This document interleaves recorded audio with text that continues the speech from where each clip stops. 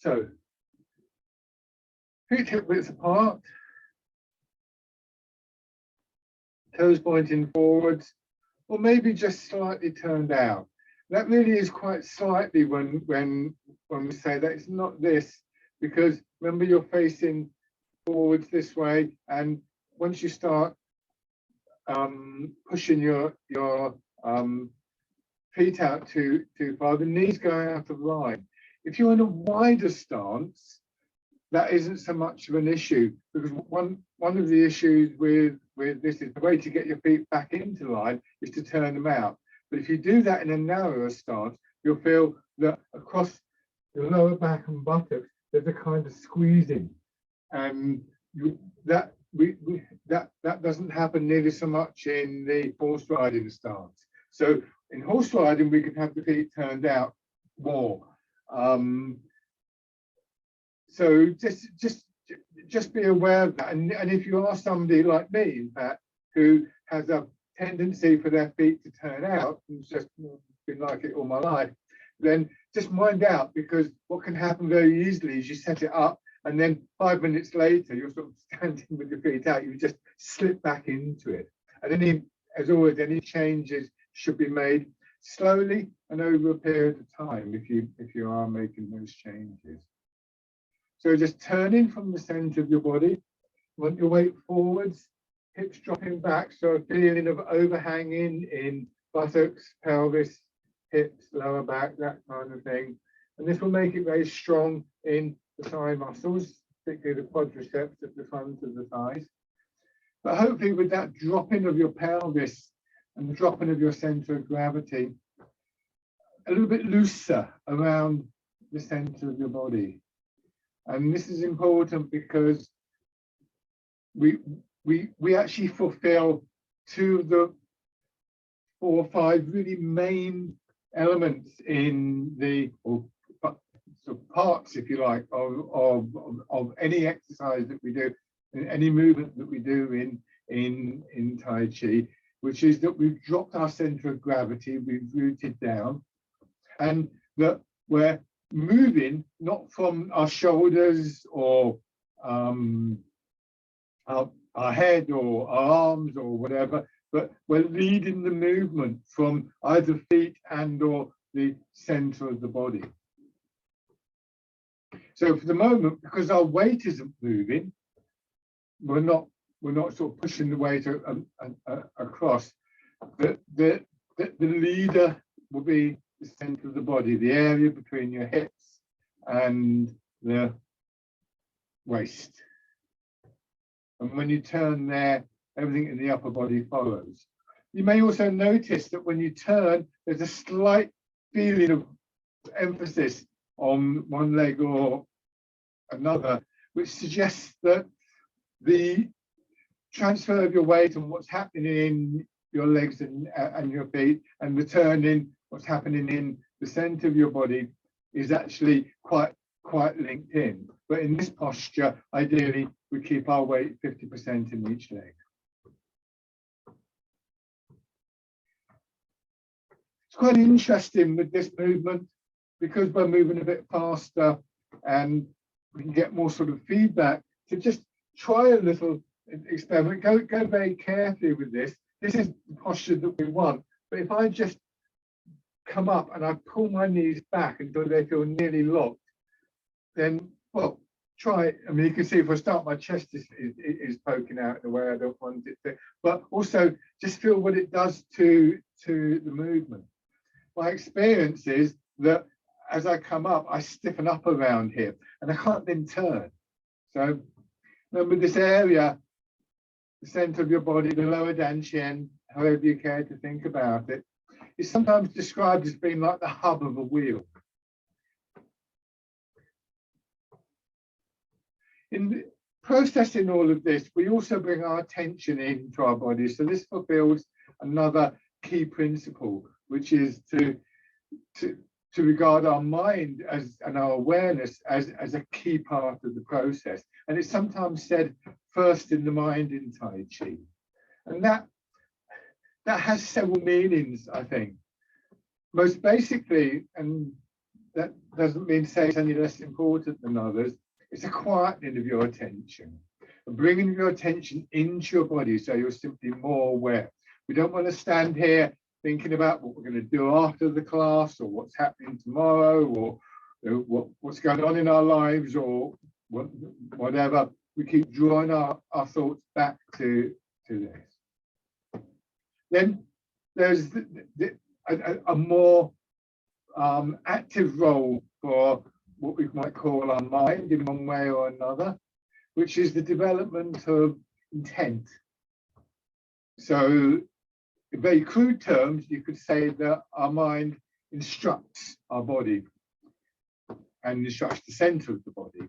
The analogy given in the old writings in Tai Chi is that your mind is like the commander of an army, and the center is like the banner of the army. So the instructions go to the banner, and then the banner moves to wherever they're instructed to move to, and then information comes back the other way as well. It's a two-way process.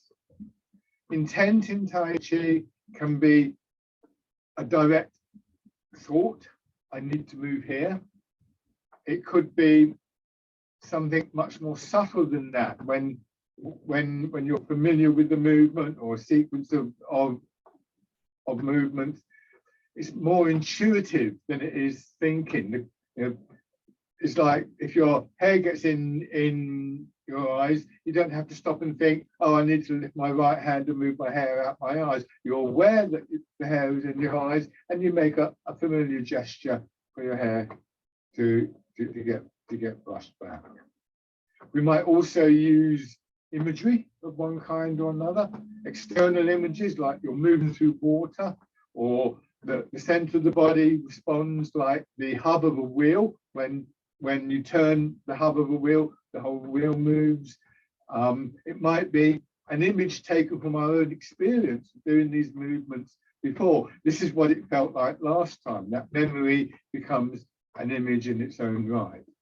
So there are levels of subtlety, I suppose you could say, about the interaction of three elements in Tai Chi, the so-called three treasures or three jewels.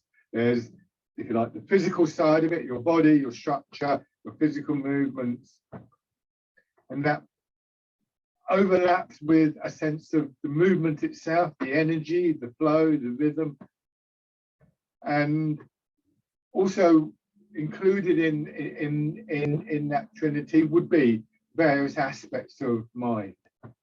And the ultimate aim, I think, sometimes is to get to a point where those three things don't exist, but what exists is the whole of yourself, the whole person. And I think in terms of Tai Chi, that's a useful way of understanding the term Chi, which is a term that can have a range of meanings, shall we say. But if we can bring those three together, then arguably we're experiencing this quality of movement that might be summed up in the term Chi. Now just raising your arms. Make sure when you do this, it's your arms, not your shoulders. It's a rotation of the shoulder joint. So your arms move upwards and downwards slightly. Hips still hanging back. It's interesting that this movement with our arms in a fixed position is often the one that displays the turning in our center more. Because our arms are in a position, we're able to just focus on holding our arms there and not, oh, you know, do my hands go here, do my hands go there, which when it's a bit more random can dominate your attention. Now put one foot forward, keep the width of your step. That's important. You want a feeling of your torso dropping down between your legs and just transferring your weight and turning in the center of your body. Ideally, at this point, you'll be turning towards the supporting foot. This isn't something that we're stuck in, but just make sure that that you're able to do that. What can happen is, as we go back, for instance, any tightness or stiffness in that back leg pushes us to the other side. So we might choose to turn this way, but we might, on the other hand, we might be being pushed into doing this way because of tightness in the body. If it's the latter, if there's tightness there, don't struggle against it. Try and work out where the tightness is, what the remedy may be, and so on and so forth. And remedy it that way before you try experimenting with different directions. You can also think of this in several different ways. So you can think of a push from the leg. I'm exaggerating a bit now, so my knees are probably, I think I sink down, I get pushed up, and I direct that movement forwards. I sink down, I get pushed up because of the springiness of the leg, and that directs me back. Or I can think, well, I'm on the back leg, I turn towards the front leg, and that tends to draw me forwards. I turn towards the back leg, that tends to draw me back. So, you know, it's a bit chicken and egg, to be honest. Or we can go a stage further and just think of this whole part of the body, from hips, waist, down to our feet, as one thing. And depending on the actual movement that we're making, it will, if you think of it as a circle, it will start somewhere within that circle. But exactly what, as I say, will depend on the actual movement. And then on the other side, realize that any information that I give you is only transitory. That in the end, we learn to be quite intuitive about these ideas.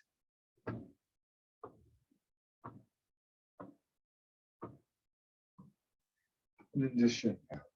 So the level of people attending the class, when you can go beyond that, I think, and I think you don't make yourself go beyond it. It just happens with practice.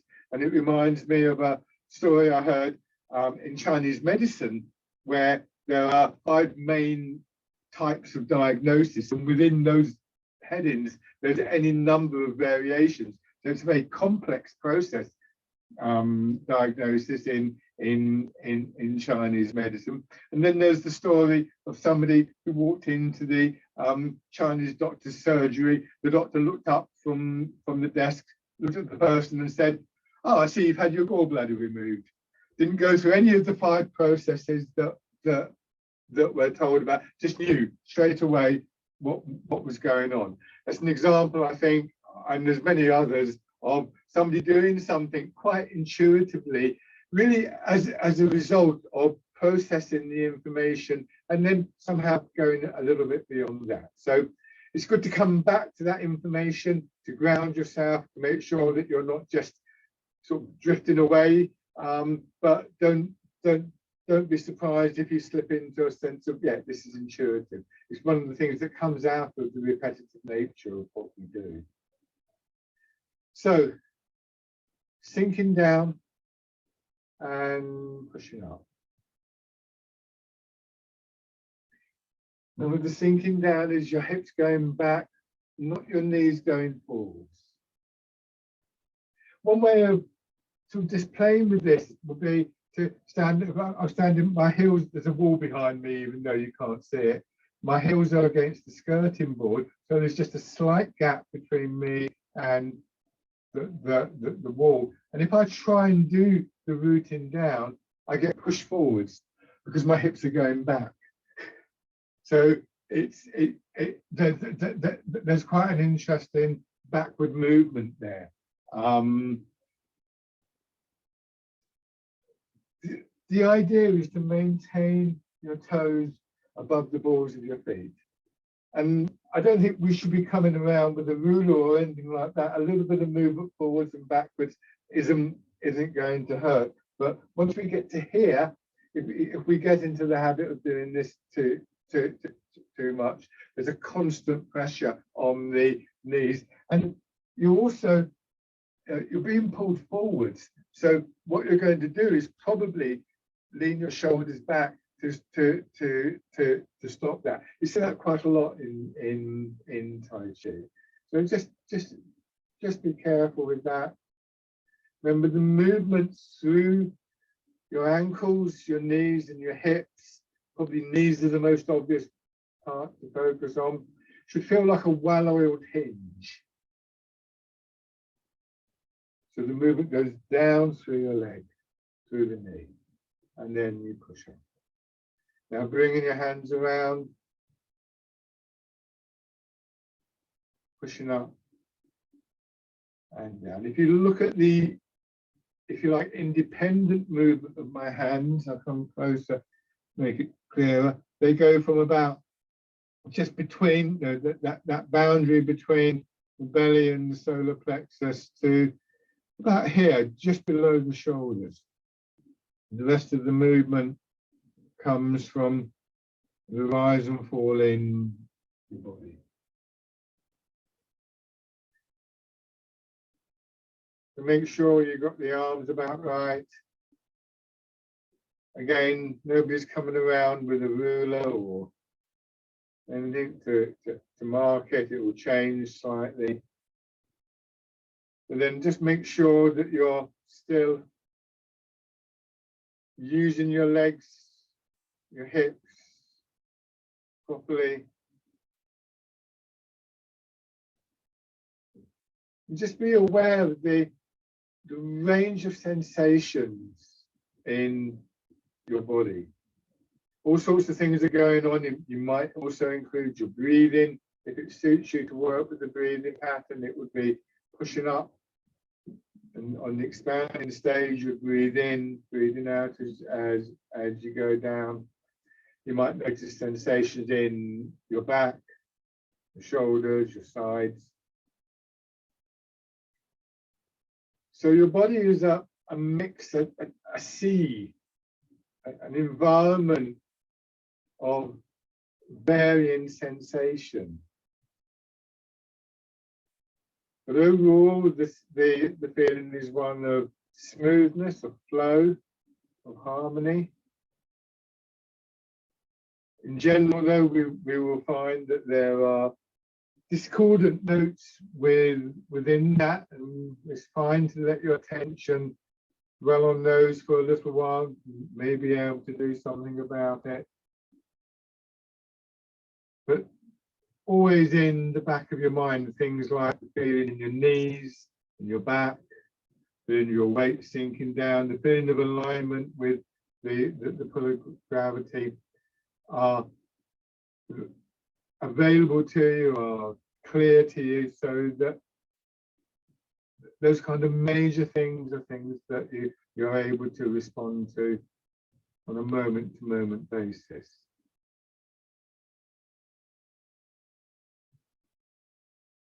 And change to the wild goose. And if we think in this way, if we approach the movements in this way, we tend to just settle into the rhythms and the flow of this sea of sensations working through the body, not getting drawn into any one particular one. And it's not necessarily a judgmental thing. You might not have the flow you had last time you did these exercises. There's all sorts of reasons for that.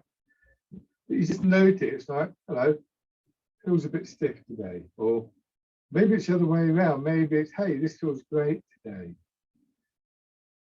And we just note that and carry on with the practice.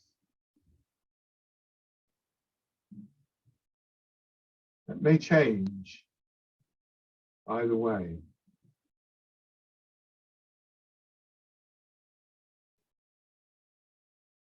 And then we're going to change to Heart in the Clouds.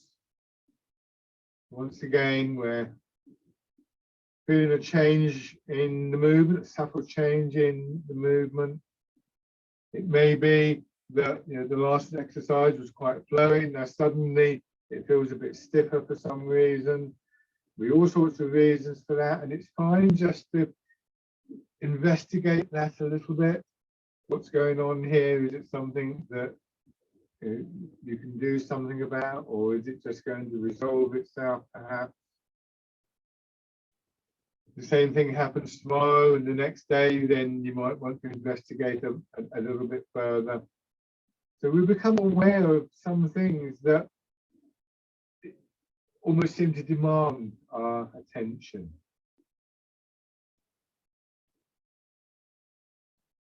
And it's fine to let that happen and to let your attention respond to that, but not to the exclusion of everything else. We retain that overall background. Now, dragon plucks the stars from the sky.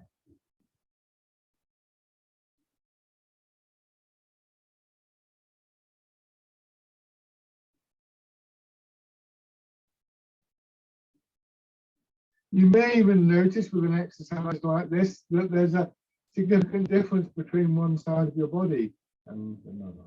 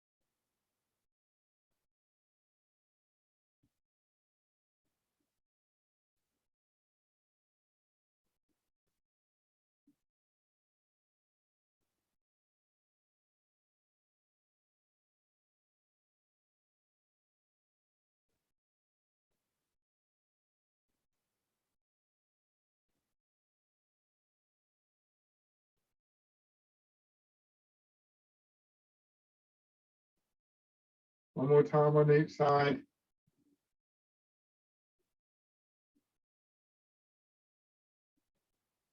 So far, all these movements, of course, have been facing forwards. Now, before we go into pushing in 4 directions, just stand in here and gently turn in from side to side. And the reason I've turned around is because I want you to think about your back. This area here, again, I'll come a bit closer, here where our spine meets the pelvis. Imagine somebody's taking hold of the top of your trousers and they're going to pull you this way and they're going to pull you that way. We do things like this to change our perspective on a common movement. We fall into habits of movement that we've been subject to all of our lives very, very easily. So we tend to be very orientated, understandably, towards the front and towards the upper body. And what we're trying to do is just to change our perspective, to rebalance a little bit so that we recognize the importance of the other parts of the body and their significance. So this is what you're going to be doing in pushing in 4 directions. Now, before we go any further, once again, pull your knees back a little bit and try and turn in your shoulders. So if you think about turning in your shoulders, from the outside, it doesn't look very much different, but just feel what that's like in your back when you do that. Now what I get is a sort of tightening up through my spine. I can feel it sort of in the middle of my back and so on and so forth. When I go back to doing it like this, I don't get those sensations. So just be aware that when we push the hands out in this exercise and turn, yeah, there can be an inclination to do that. And if you experience that tightening, then you bring your attention back down to your center. So starting with just the first and the last part of this, pressing up, feel the lengthening in your back.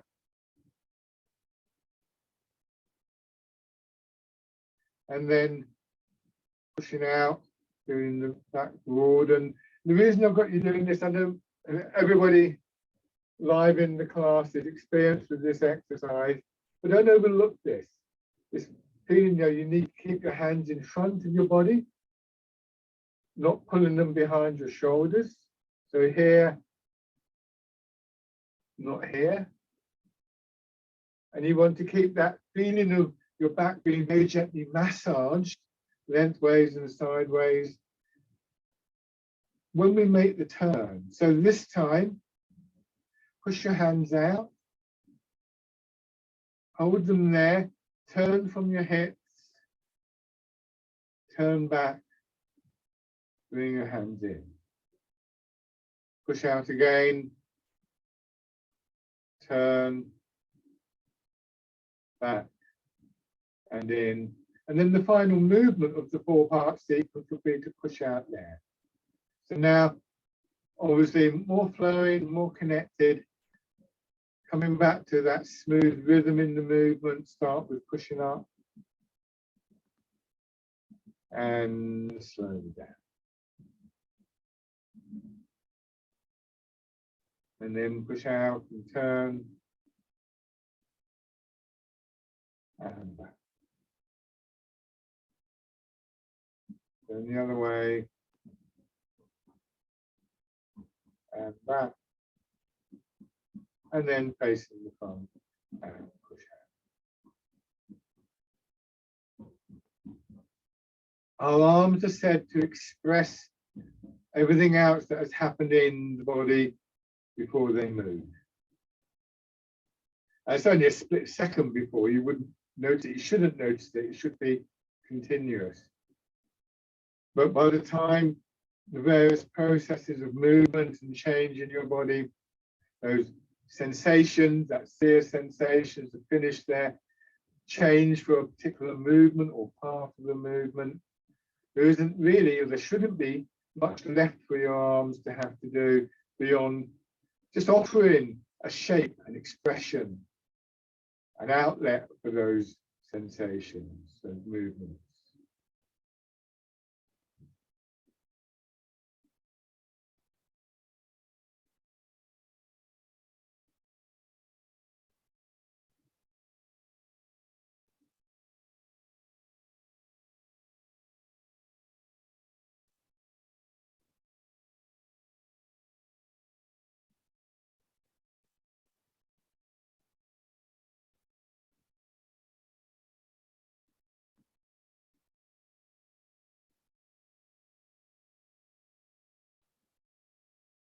If you find that you're starting to strain and struggle a little bit, and this is another habit we have, you may just need to rest. But try just coming back to that gentle awareness of your whole body, of the sensations, without judgment on those sensations. Sink your weight a little bit, let your hips drop back. See if you can find a way back to that initial state, shall we call it. It may not work. It may just be that, maybe your legs are tired or something like that. But it's worth trying just to see if you can gently dissolve away what appears at first sight to be a very physical barrier.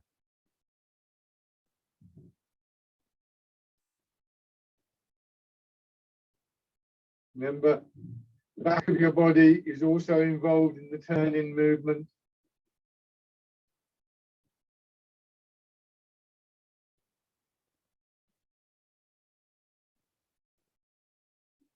Now, let your hands drop down. Gently draw your fingers back, push down through the palm of your hand. I'm exaggerating this now, so I'm leaning over slightly. But as you push down, your hand will just naturally swing out. And feel the expansion in the side of your body. So you're not trying to lift your hand. And in not trying to lift your hand, you will be able to just discern some of the more subtle processes of change of movement going on. The sense of the flow, the energy of the movement will build for you. Not as a separate thing to physical structure or imagery, but as a natural component of, if you like, chi. If it's comfortable, you can add the turn from your hip, from your center.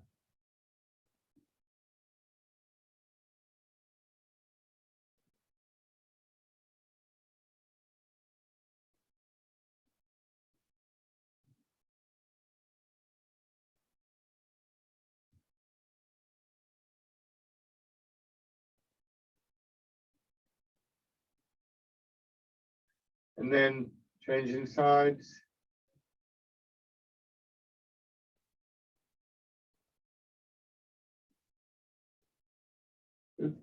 These practices offer us a very different way of moving, a different view of our body to one that we've tended to grow up with.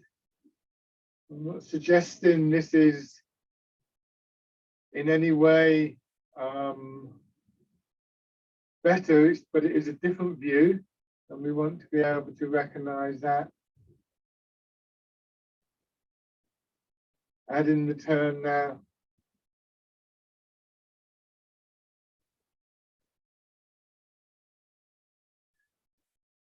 And we know that when we look at that different approach, when we try and move in that way, we are, of course, creating quite a lot of effort on the part of our body, just not effort that we're normally accustomed to.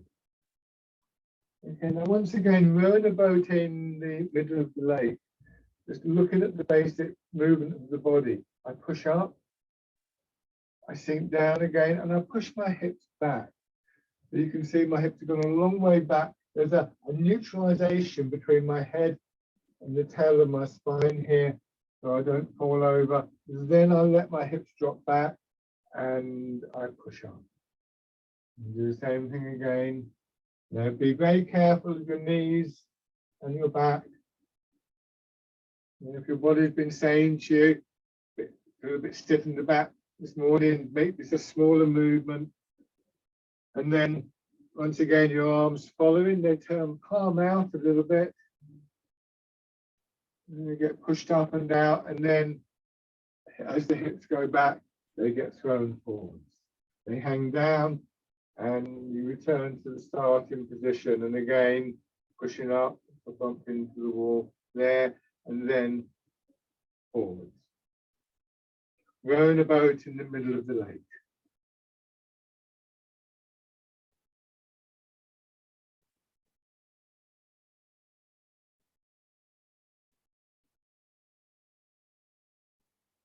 Each movement has its own particular characteristics. I think of them as pathways of movement, echoes of the movement, a resonance of the movement along certain lines. Some are common to all the movements, some are unique to that movement, some cross over with some of the movements. And again, it's something that we want to become increasingly aware of. Now, one more time for this, and I'm going to make the change to polishing the table, and that combines this movement of the hips going back with the turning in the hips. You turn, push back. Imagine somebody again swinging you around from behind, and then come to the upright position. Then you turn the opposite way, push back, swing round, and up. Have your hands in front of your hips, and imagine they're resting on a table, so that as you sink your hips back, the head goes forwards, and that slides your hands forwards, and then as you come up, it draws them back. And once you've got that movement, then as you feel your hands sliding forward, just gently extend your arms a little bit, not too much. Keep your elbows soft.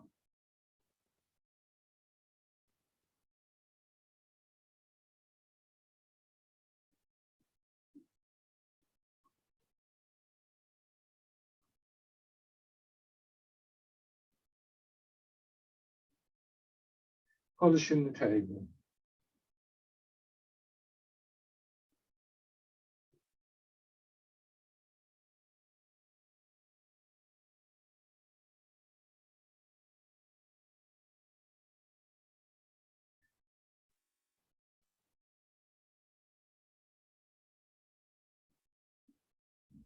One more time on each side.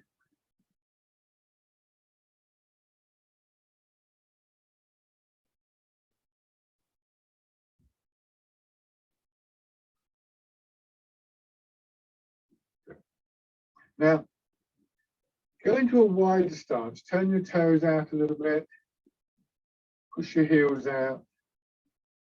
And turn your toes out. Now, if that's not comfortable for you, two things. One is make it narrower. What we want to guard against is this. You see how my legs twisted in, and that will involve a process where you train your leg to maintain this posture, your knee pointing in the same direction as your toes, and that will require stretching on the inside of your leg, probably toning of muscles around your leg. Exactly what will vary a little bit. But the reason we take this, partly to condition legs, partly because in the wider stance, that sense of your torso dropping down between your legs is much stronger, and you've got more space for that to happen. So it actually helps us to root down, and partly because now we're able to transfer our weight a little bit from side to side. In practice, in a fixed step position like this one, where the feet aren't moving, then we're going to be able to move comfortably only about 60% of the weight. If you wanted to move more than that, you'd have to bring the foot in, but we're not doing that. You'll be pleased to know. And same thing applies here, but more so. If I move 60% of my weight, it's hardly noticeable, and I'm probably going to overdo it a little bit. And we're going to do part in the wild horse's mane, which requires a sideways transfer of weight. Hold on, let me just sort my feet out. I'm spending so much time talking, I'm not concentrating on what I'm doing. You move the weight across into one leg and you turn. You move the weight back into the other leg and you turn. Same relationship between weight and turning that I was talking about before, but just think of it like this. Hands in front of you, go into your left leg and turn. And when you do that, just adjust your left hand a little bit, so it's almost a mirror of your left foot, and then just raise it up. So this will be the position that your hand will be in for part in the wild horse's mane. That really is most of the movement the arm will make. Now come back into your right foot, turn, just adjust, slight adjustment with the hand, and then lift. So now from this position, move your weight back, keeping your hand at chest height so it comes across. Turn your hands in to hold the ball. Your bottom hand is in front of the hip on that side of the body, not there or anywhere else, in front of the, you can even rest it on the hip if you like. Move across and turn to your right, and then part in the wild horse's mane. Push out so that your top hand moves straight downwards, and then come back. Keep your hands in position and then turn them in to hold the ball and move across. Don't rush.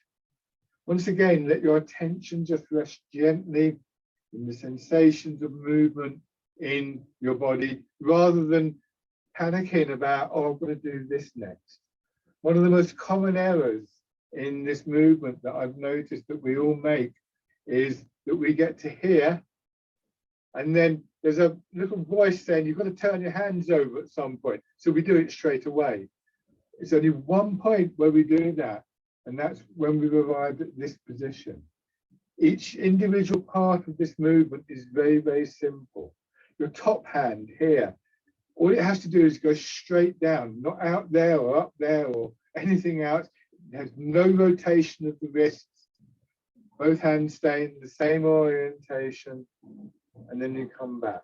So each movement, each stage, each part of the movement is component, very simple. And we take it movement by movement. We just stay with each movement while it's happening, keep our attention there.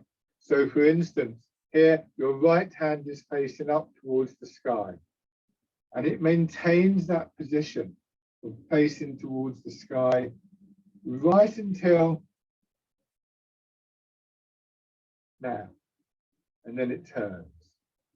Now it's facing down towards the earth, and it maintains that position of facing down towards the earth right until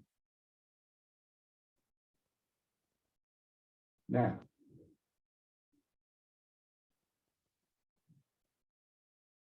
Remember, your bottom hand only really, if you've got that connection to the center, the only independent movement you're going to make in that part of the movement where it extends out is to raise it up. Your center and your movement of your weight should do the rest for you.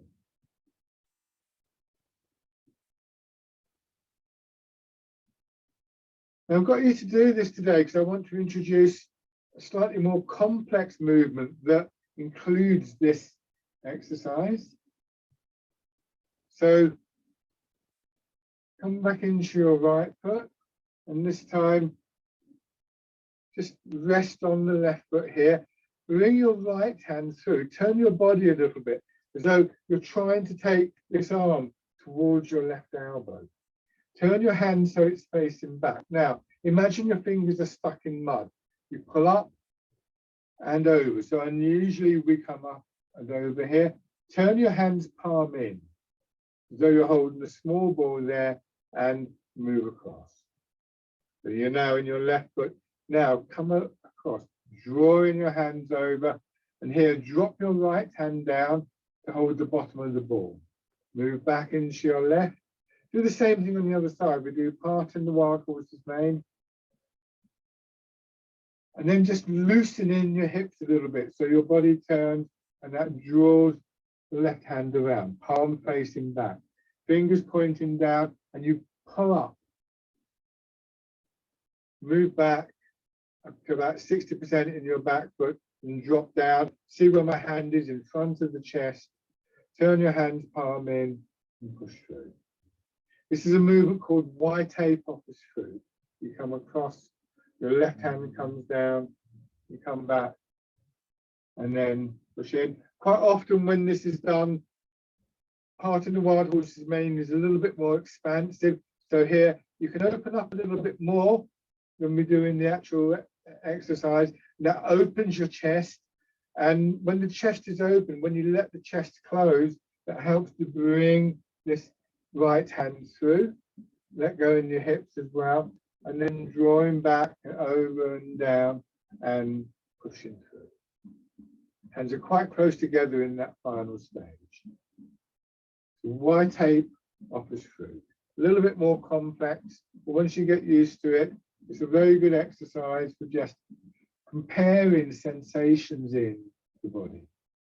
So here, that little movement up and down, just a very slight movement backwards and then through, and then coming across, just let your left hand drop down.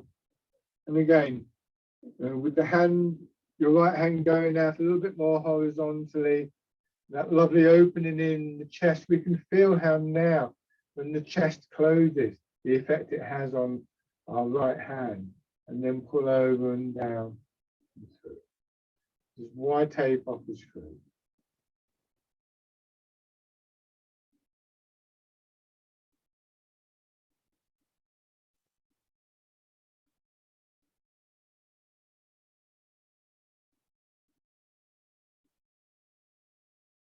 This is the fixed step version of it. There are ways of developing this into a stepping pattern, but we're not going to do that just yet.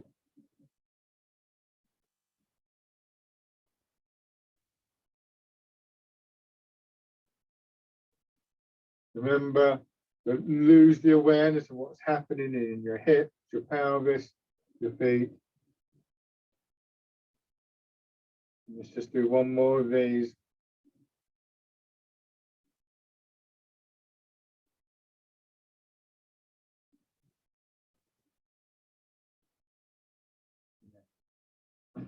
shake out. So if that's the first time we've done that, then that's probably a bit confusing. If you want to look it up, if you go to a web page at cambridgetaichi.co.uk, it's all Cambridge Tai Chi, all lowercase, one word, you'll find a list of various things that are available online, and you'll see reference to a second YouTube channel that we've started to develop of short instructional videos, and you'll have a link there to the little film I've made of why tape offers fruit.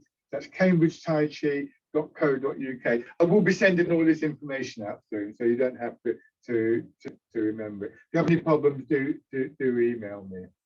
Now, 1 foot forwards, and once again, just transferring your weight. Classically, this exercise is done with your upper body facing ahead. We could turn, but we don't have to turn.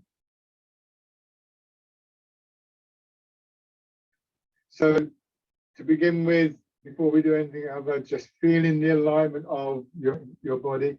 If it's awkward for you to face directly ahead, by directly ahead, I mean, if I were facing here, if my front toes were facing towards the wall, I would want my hips and my shoulders parallel to that wall. If you find that you're more comfortable at a slight angle, once again, don't force yourself to be orientated that way, but do have a think about why that is the case. If we're open in the center of our body, we can make these movements. We do have a range of movement possible, but it may be that it's putting on your back or your knees or something like that, in which case you can begin to just work with that. Better to be slightly offline until you can work out what to do about it than to force yourself to be in line and then end up with straining your knees or your back or something like that. Raising your toes and your heel. Remember that every time we identify something that we want to change, it can have a very strong effect on muscles, tendons, ligaments, bones, even the fascia. And none of that should be taken lightly or quickly. It's not a race. And to be honest, I think this thing about developing our posture and perfecting our posture is just an ongoing process in Tai Chi. I don't think anybody I know has got to the end of it, because we are changing all the time in any case. And then stepping in.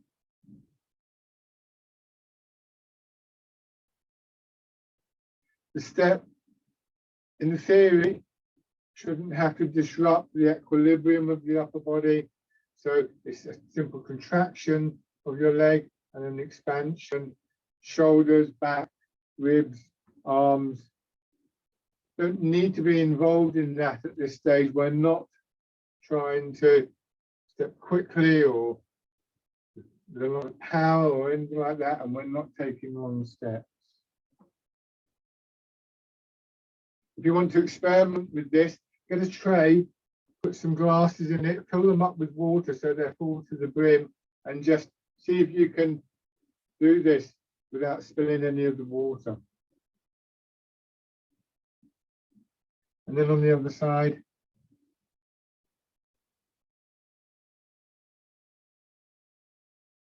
%70 of your weight goes into your back foot, and then 60% into your front foot. Be aware of where your weight is going to. We fill and empty. So as you move your weight forwards, you want to feel the weight in the sole of your foot, front foot, before you feel it anywhere else. Everything else is moving.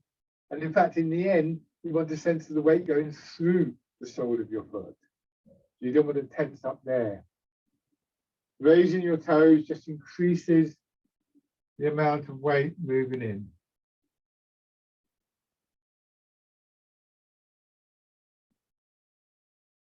So that before we step, we get to a point where there's only really a small percentage of our weight no more than the weight of the leg itself to move. And that's why we're able to move, maintaining the equilibrium of the upper part of the body.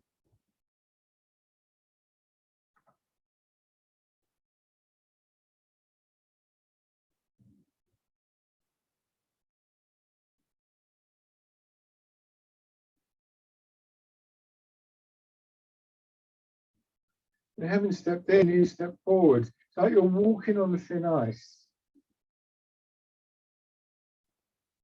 So what you want to be able to do is extend your foot without straightening your knee. Put your heel down, you lower your toes, assuming you're going forwards, and you test the ice, and then you move your weight. So what we don't want to do is to get to here and sort of fall into the ice.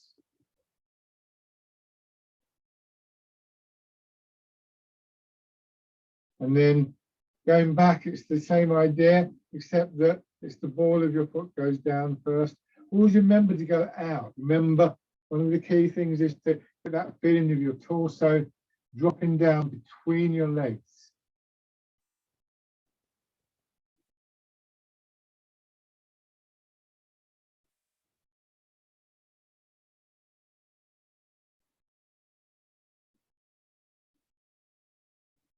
And then check out. A friend of mine describes that idea of the torso dropping down as being like a teddy bear, because teddy bears' legs seem to go right up the sides of their body. Perhaps less poetically, but perhaps a bit more memorably, a great American writer on Tai Chi, whose name I can never remember, a woman who wrote a really good book on Tai Chi, said that this posture, when we go into this posture like this, it's like a baby with a full nappy. You can take your pick as to which image you use. Now, sink your weight back. Fisherman castanet, go forwards and let your hands draw through, and then back. There's no complications with this, no change of direction. You're moving forwards and backwards. You're facing forwards. The back of your body is facing back. And your arms swing forwards and backwards with you. Not leading with your arms. So you'll notice as I go forwards, my wrists bend a little bit. That's accidental, by the way. The reason my wrists bend is because I'm moving forwards and I'm imagining the pressure of the water against my hands, and the pressure of the water would hold my fingers back. What I'm not doing is this, and then moving forwards.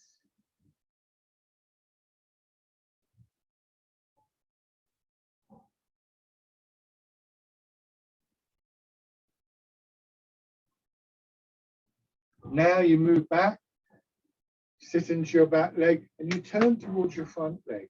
And that changes the direction of your arms. You go forward, you sit into the front leg, and you turn the opposite way, letting the arms swing round. This is wind blows the willows.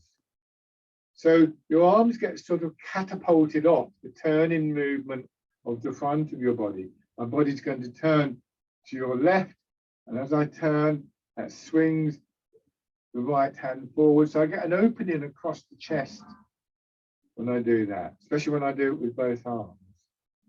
So it feels very similar to the wild goose.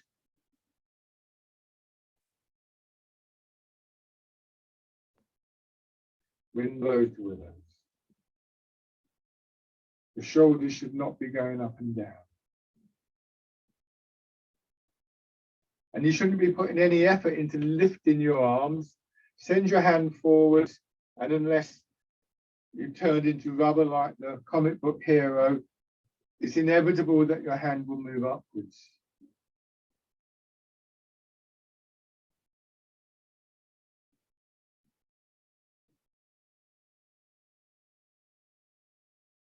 And then shake out. On the other side, fisherman castanet.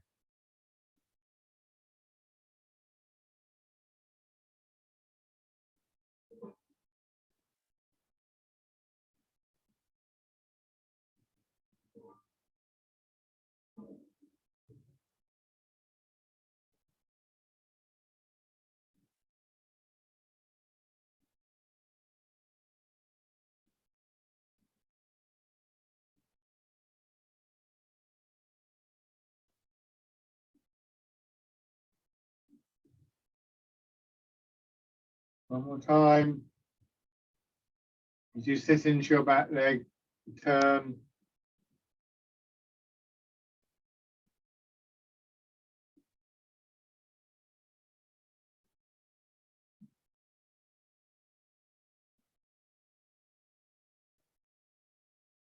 With both. Expanding, contracting. Expanding, contracting.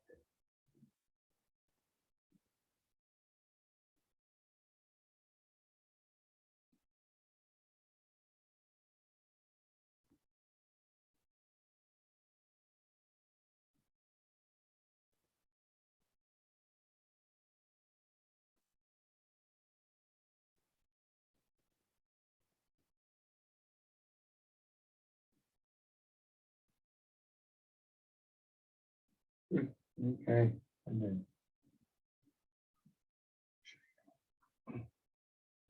rub your hands together. Tapping over your face.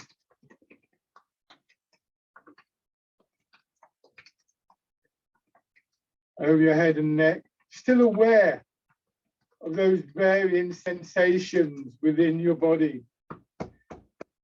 Shoulder, and arm.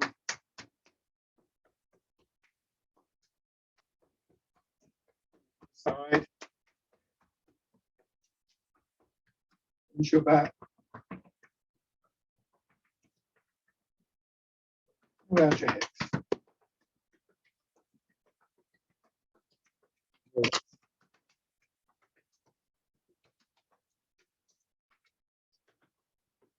Belly. Upper part of your chest.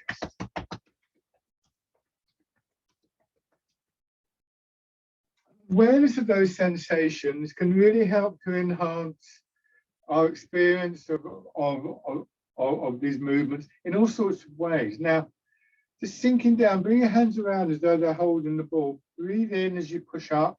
If you're able to keep the breathing pattern, breathe out as you drop down. Notice as you breathe in, there's a nice sharp, clear sensation in your nostrils, in the back of your throat, in your chest, wherever you feel it. Breathing out, the sensation is much warmer and murkier.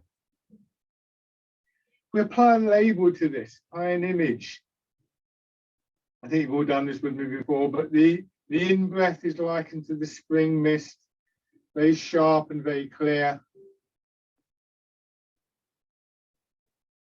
The out-breath is the autumn fog, a little bit murky, stagnant. So provided we're able to maintain focus of attention, it's no good. It's not going to work if your attention drifts off. Or when your attention drifts off, it's not working, you bring it back. What we're doing is just drawing in that fresher energy, the reminder, if you like, of the clarity of the spring morning, the mist. And just releasing that slightly more tired feeling. That's a very rejuvenating process.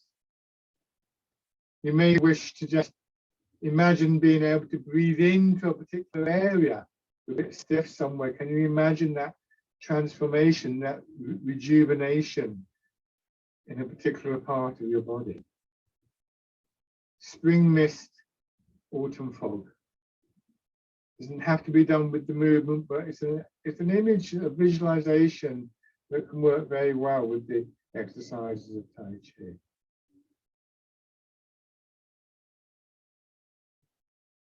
Let's do one more round of this.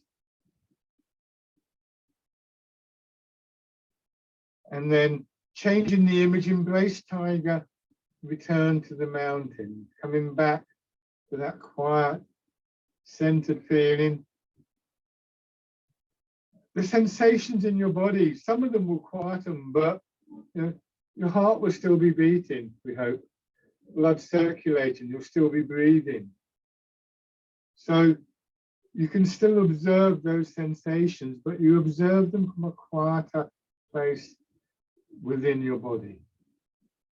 Center, or maybe the ground, if that's a better image for you, remembering that The whole of that part of your body from your waist downwards really can be seen as one thing, one element.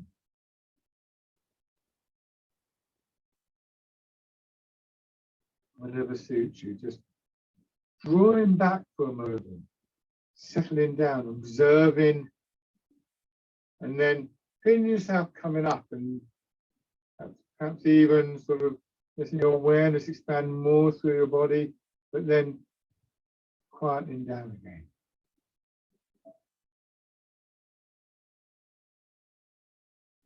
One more time.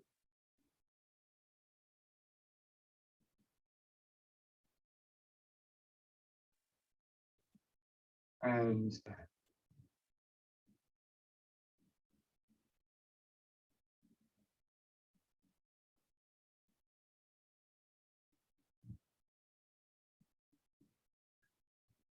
give your legs a shake.